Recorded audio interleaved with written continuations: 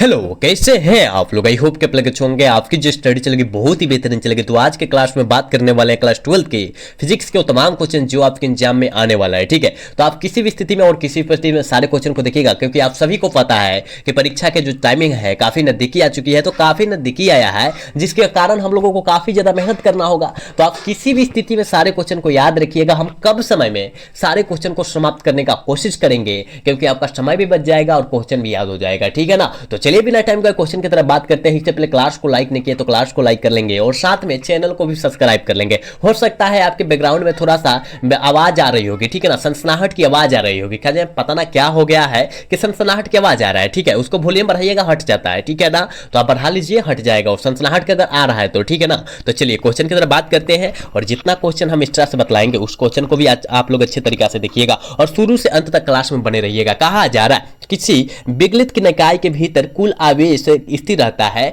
इसे कहते हैं। इसे हम लोग क्या कहते हैं। काफी ज्यादा इंपॉर्टेंट क्वेश्चन है और आपके एग्जाम में यह क्वेश्चन कई कई बार आया हुआ है। इसको याद रखने का आप कोशिश करेंगे, ठीक है ना। तो विगलित निकाय को के भीतर, ठीक है ना, तो आवेश संरक्षण सिद्धांत कहते हैं। याद रखिएगा, विगलित निकाय के भीतर कहेगा आवेश संरक्षण सिद्धांत। आंख मूंद कर हम टिक आउट कर देंगे। ठीक है, चलिए तो 1 का ऑप्शन क्या हो जाएगा, ए हो जाएगा। ठीक, नेक्स्ट क्वेश्चन 2 नंबर क्वेश्चन में बाबू कहा जा रहा है आवेश का मूल कण होता है, जल्दी बतलाइएगा। सॉरी, आवेश का मूल गुण होता है ना, आवेश का मूल गुण होता है, कैसा होता है, जल्दी बतलाइएगा। कहिएगा कि सर हमको पता है आवेश का एक गुणात्मक भी होता है, आवेश संरक्षित भी रहता है, आवेश का क्वांटिमीकरण भी होता है, यानी ऑल ऑफ दीज हो जाएगा, इनमें से सभी हो जाएगा। 2 का ऑप्शन जो बच्चे ऑप्शन डी टी कर रहा है बिल्कुल सही होगा, याद रखिएगा। ठीक है, और सारे बच्चे से एक रिक्वेस्ट है कि क्लास को लाइक कर लेंगे सारे बच्चे, ठीक है ना, और साथ में चैनल को भी सब्सक्राइब कर लेंगे। क्योंकि देखिए हम लोग का जो है सर्दी जुकाम होता भी है तभी हम लोग क्या करते हैं, क्लास कराते हैं। अभी हुआ है जिस पर भी आपके बीच में क्लास करा रहे हैं, क्योंकि कराने का मतलब है कि आपका एक भी क्लास छूटे ना, आपका रूटीन खराब ना हो, ठीक है ना, इसलिए हम लोग करा रहे हैं। ठीक है ना,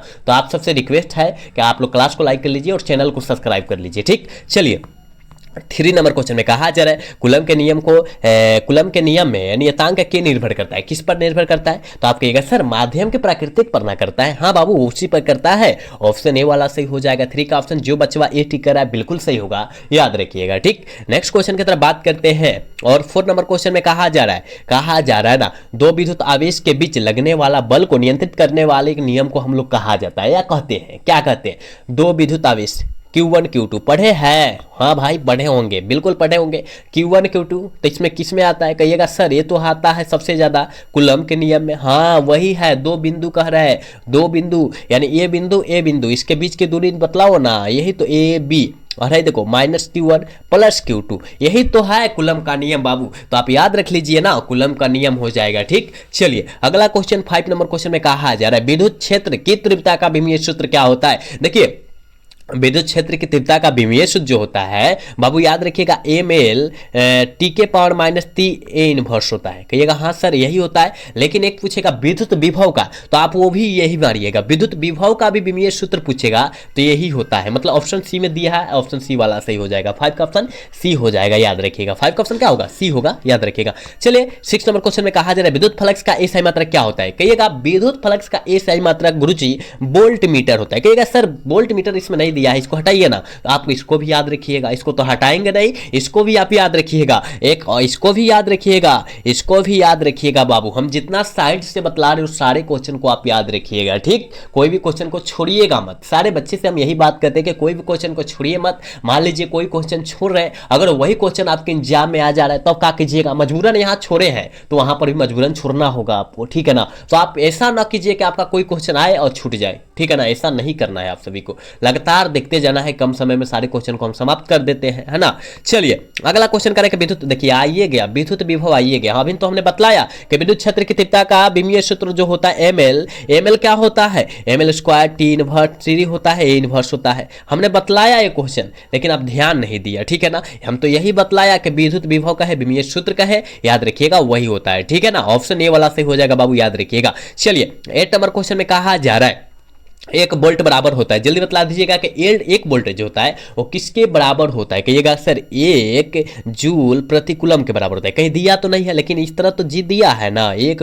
कूलम, जूल कूलम इनवर्स दिया है। बिल्कुल ऑप्शन ए में दिया है, ऑप्शन ए वाला सही हो जाएगा। ठीक, चलिए नेक्स्ट क्वेश्चन 9 नंबर क्वेश्चन में कहा जा रहा है ना कि विद्युत द्विध्रुव आघूर्ण एक वेक्टर होता है जिसकी दिशा होती है। जिसकी दिशा कैसी होती है, और 2024 में यह क्वेश्चन आया हुआ है, इसको याद रखिएगा। ऋण आवेश से धन आवेश की ओर होता है, याद रखिएगा ऑप्शन डी वाला से हो जाएगा। ठीक, चलिए नेक्स्ट क्वेश्चन 10 नंबर क्वेश्चन में कहा जा रहा है बाबू के विद्युत द्विध्रुव आघूर्ण का मात्रक होता है। जल्दी बताइएगा बाबू कि विद्युत द्विध्रुव आघूर्ण का मात्रक जो होता है वो क्या होता है। कहिएगा सर कूलम गुना मीटर, हाँ वही होता है बाबू, ऑप्शन ए हो जाएगा।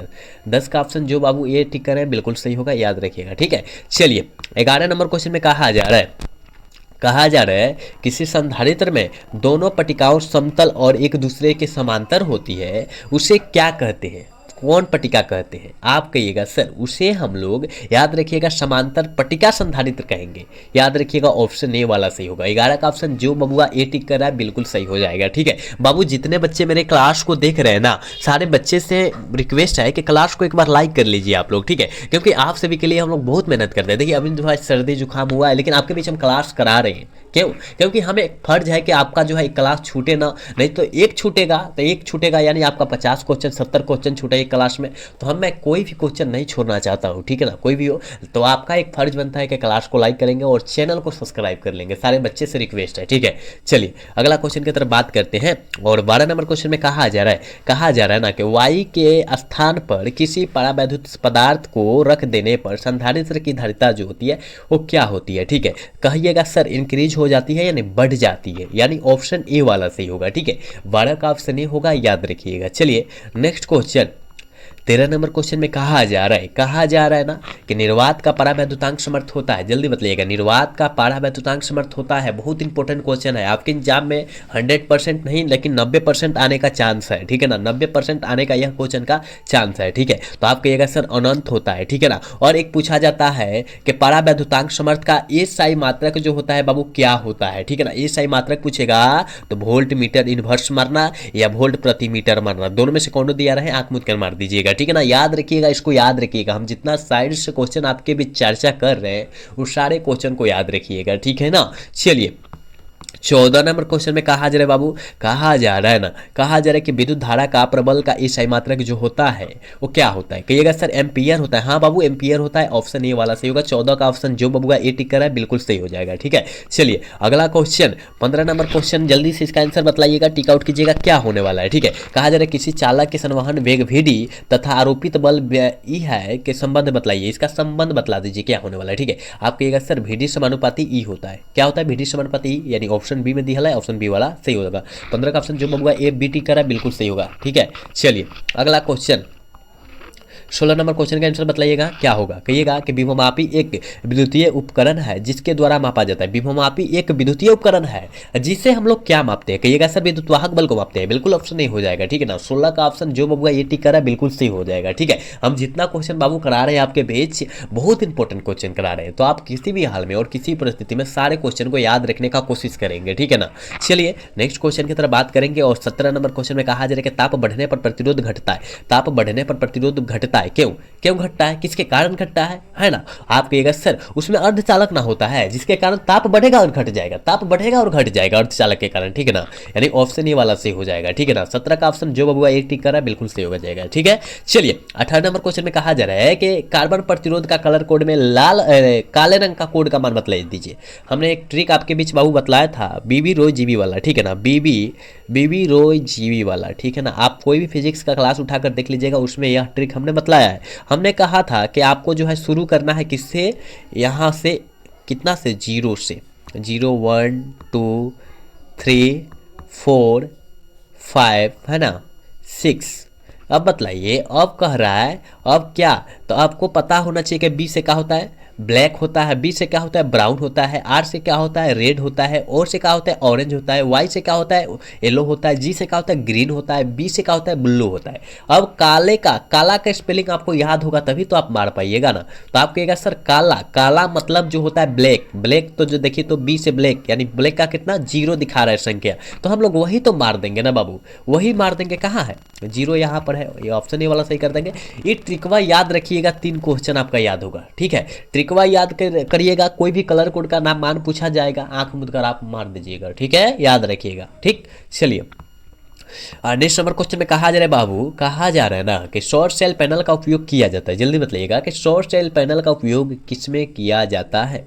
कहिएगा सर कृत्रिम उपग्रह में, बिल्कुल ऑप्शन ए हो जाएगा, अनिश का ऑप्शन ए होगा, याद रखिएगा। 20 नंबर क्वेश्चन में कहा जा रहा है करें अवशोषित विद्युत ऊर्जा विभवांतर के क्या होता है, समानुपाती होता है क्या व्युत्क्रमानुपाती होती है। कहिएगा ना समानुपाती होगा ना व्युत्क्रमानुपाती होगा, उसके वर्ग के समानुपाती होता है केवल, याद रखिएगा, ऑप्शन सी वाला सी होगा। 20 का ऑप्शन जो बबुआ सी टिक कर रहा है बिल्कुल सही हो जाएगा, ठीक है ना। चलिए अगला क्वेश्चन 21 नंबर क्वेश्चन में कहा जा रहा है बाबू, कहा जा रहा है कि बिजली के हीटर तथा इस्त्री के तत्व का व्यवहार किया जाता है। इस्त्री मतलब समझता है क्या, हीटर मतलब तो सारे बच्चे समझता है कि ठंडी के दिन में इसका प्रयोग किया जाता है, लेकिन इस्त्री मतलब समझता है कि हाँ सर जो हम लोगों का वस्त्र प्रेस किया जाता है, वस्त्र मतलब समझता है कपड़ा, कपड़ा को प्रेस किया जाता है, ठीक है ना, उससे हम लोग इस्त्री करते हैं। और किस तत्व का व्यवहार किया जाता है उसमें, आप कहिएगा सर हमको पता है, उसमें नाइक्रोम का तत्व का व्यवहार किया जाता है, बिल्कुल ऑप्शन डी होगा, ठीक। चलिए कहा जरा 1 किलोवाट घंटा बराबर होता है किसके बराबर होता है, जल्दी बताइएगा। 1 किलोवाट घंटा जो होता है 3.6 गुणे 10 के पावर 6 जूल के बराबर होता है। कहिएगा हाँ सर ऑप्शन डी में दिया है, ऑप्शन डी वाला सही हो जाएगा, ठीक है। एक बार सारे बच्चे क्लास को लाइक करेंगे, जितने बच्चे क्लास को मैंने देख रहे हैं सारे बच्चे से रिक्वेस्ट है कि आप क्लास को लाइक कर लीजिए, ठीक है। चलिए अगला क्वेश्चन 23 नंबर क्वेश्चन में कहा जा रहा है बाबू के वोल्ट मीटर को विद्युत परिपथ में किस क्रम में जोड़ा जाता है। वोल्ट मीटर को विद्युत परिपथ में किस क्रम में जोड़ा जाता है, कहिएगा बाबू के समांतर क्रम में। हाँ बाबू ऑप्शन क्या होगा, बी हो जाएगा, ठीक है। चलिए 24 नंबर क्वेश्चन में कहा जा रहा है पृथ्वी का चुंबकीय आघूर्ण होता है, जल्दी बताइएगा कि पृथ्वी का चुंबकीय आघूर्ण जो होता है वो 8.8 गुणे 10 के पावर 8 गुणे 10 के पावर 22 होता है, जेटी होता है, याद रखिएगा। ऑप्शन डी में दिया है, ऑप्शन डी वाला सही हो जाएगा। याद रखिए ये आपके एग्जाम में आने वाला सारा प्रश्न है, इसलिए करा रहे हैं हम सारे क्वेश्चन को, ठीक है। कोई भी क्वेश्चन को हल्का में मत लीजिएगा, ठीक है, कोई भी क्वेश्चन को हल्का में आपको नहीं लेना है, ठीक। चलिए अगला क्वेश्चन 25 नंबर क्वेश्चन में कहा जा रहा है बाबू के, थोड़ा सा जूमिंग पावर कम करेंगे, कहा जा रहा है कि एक समान विद्युत क्षेत्र में एक आवेशित कण के पथ पर त्रिज्या सीधे समानुपाती होती है। किसके समानुपाती होती है, सीधे, कहिएगा संवेग के सर, ऑप्शन बी हो जाएगा, ठीक। चलिए नेक्स्ट क्वेश्चन की तरफ बात करते हैं और 26 नंबर क्वेश्चन में कहा जा रहा है ना कि चुंबकशीलता के निरूपित किया जाता है, जल्दी बताइएगा कि चुंबकशीलता को किससे निरूपित किया जाता है। काफी इंपॉर्टेंट क्वेश्चन है, याद रखिएगा म्यू, क्या कहिएगा सर, म्यू से, म्यू इस तरह नहीं होता है, इस तरह करके और इस तरह रहता है, ठीक है ना, यानी ऑप्शन बी हो जाएगा, ठीक है। 26 का ऑप्शन जो बच्चा बी टिक रहा है बिल्कुल सही होगा। चलिए अगला क्वेश्चन 27 नंबर क्वेश्चन का आंसर जल्दी करिए, कम से कम लगभग 5 हाली क्वेश्चन आपके एग्जाम में आया है, 5 हाली पूछा गया है, ठीक है ना। कहा रहा है अणुचुंबकीय पदार्थ होता है, जल्दी बताइएगा अणुचुंबकीय पदार्थ जो होता है क्या होता है, कहिएगा सर अणुचुंबकीय पदार्थ जो होता है प्लेटिनियम होता है, ठीक है, ऑप्शन क्या होगा, ए हो जाएगा, ठीक।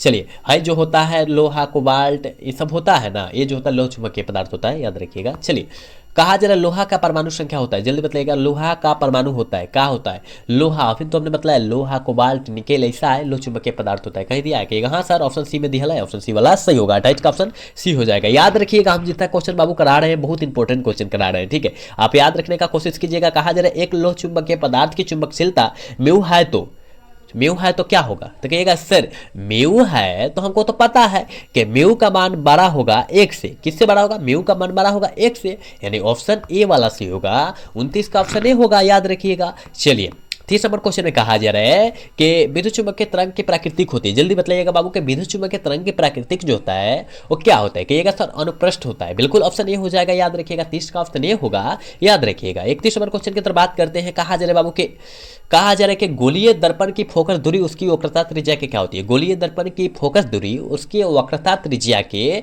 आधी होती है, क्या होती है, आधी होती है। कैसे, तो वक्रता त्रिज्या मतलब किसे, आर से, आर को कहते हैं ना, तो आर बराबर जो होता है f/2 नहीं होता है, कहिएगा हाँ सर वही तो होता है, तो यानी आधे ना हुआ, f/2 मतलब f में जो है एक और हिस्सा लग गया, ठीक है ना, मतलब 1/2 से भाग लगा दिया, इसको गुना कर दिया है ना, तो यानी जो हो जाएगा आधा हो जाएगा, मतलब आधी होती है, याद रखिएगा। चलिए 32 नंबर बाबू क्वेश्चन में कहा जा रहा है कि पानी का क्रांतिक कोण होता है, ठीक है ना, पानी का परावैद्युतांक 80 होता है, याद रखिएगा, लेकिन यहाँ क्रांतिक कोण की मान पूछा गया है, आप क्या कहिएगा सर, इसका होता है 48.75 होता है डिग्री, ठीक, कहीं दिया है, कहिएगा हाँ सर ऑप्शन ए में दिया है, ठीक है, याद रखिएगा।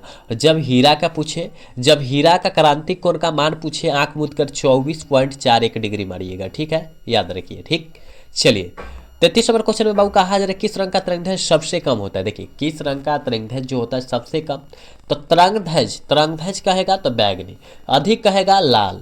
अगर यहीं पर विचलन की बात करेगा कि किस रंग का विचलन सबसे कम होता है, तो लाल का विचलन कम होता है, और विचलन अधिक जो होता है बैगनी का होता है। ठीक, विचलन की बात करें तब, लेकिन विचलन नहीं, तरंगध्वज की सीधा बात किया जा रहा है। तो तरंगध्वज कम जो होगा बैगनी का होगा, और तरंगध्वज अधिक जो होगा लाल का होता है। ठीक, चलिए अगला क्वेश्चन 34 नंबर क्वेश्चन में कहा जा रहा है बाबू के प्रकाश का मान बराबर होता है। जल्दी बताइएगा कि प्रकाश का मान जो होता है कितने के बराबर होता है। कहिएगा 9.46 गुणे 10 के पावर 15 मीटर के बराबर होता है। कहिएगा हाँ सर, ऑप्शन ए में दिया है, ऑप्शन ए वाला सही हो जाएगा। ठीक, चलिए अगला क्वेश्चन 35 नंबर क्वेश्चन है, और आज के क्लास के लास्ट क्वेश्चन है बाबू के जब प्रकाश कांच में प्रवेश करती है तो इसका तरंगध्वज क्या होता है। जब प्रकाश कांच में प्रवेश करती है तो इसका तरंगध्वज जो होता है बाबू, याद रखिएगा घट जाता है। ठीक है ना, घट जाता है, ऑप्शन ए वाला सही हो जाएगा। ठीक है ना, तो हमने 25 क्वेश्चन आपके बीच तमाम क्वेश्चन कराया है जो आपके एग्जाम से पूरा रिलेटेड था और आने वाला क्वेश्चन था। ठीक है, तो आप किसी भी स्थिति में आप इसको याद रखने का कोशिश करेंगे,